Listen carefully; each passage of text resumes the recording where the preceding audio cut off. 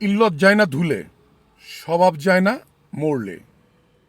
যার যেমন স্বভাব, আপনি যতই চেষ্টা করেন তাকে সেইখান থেকে আপনি ফেরাতে পারবেন না। সাপকে আপনি যতই দুধ কলা দেন না, সে সুযোগ পেলেই কামড় দেবে আপনাকে।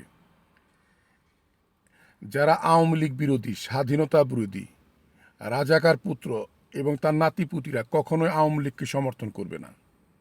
তাদের চোখে আওয়ামী লীগ সবচাইতে খারাপ দল, জঘন্য দল। হাজার ভালো কাজ করলেও, হাজার উন্নয়নমূলক কাজ করলেও তাদের চোখে ওটা ধরা পড়বে না।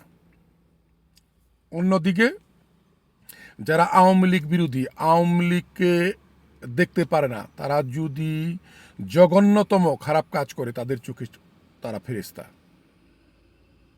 আপনি দেখেন, এই যে কওমি মাদ্রাসার আলেম ওলামাদের জন্য আওয়ামী লীগ সরকার অনেক করেছে।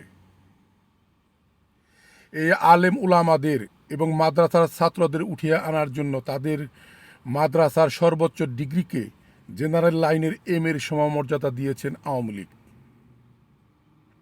মাদ্রাসা থেকে পাশ করে এখন ঢাকা ইউনিভার্সিটি এবং বিভিন্ন বিশ্ববিদ্যালয়ে পড়ার সুযোগ করে দিয়েছে আওয়ামী লীগ।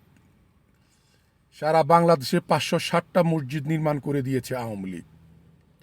আওয়ামী লীগ শাসন আমলে বিভিন্ন জেলার আলেম ওলামাদের সরকারি খরচে হজ করার ব্যবস্থাও করেছিলেন আওয়ামী লীগ। দুঃখের বিষয়, এইসব অকৃতজ্ঞ বেঈমানরাই কিন্তু আওয়ামী লীগের বিরুদ্ধে অপপ্রচার চালায়। আন্দোলন সংগ্রামে এরাই সর্বাগ্রে থাকে। এটাই ছিল আওয়ামী লীগের সবচাইতে বড় ভুল। আওয়ামী লীগ ভেবেছিল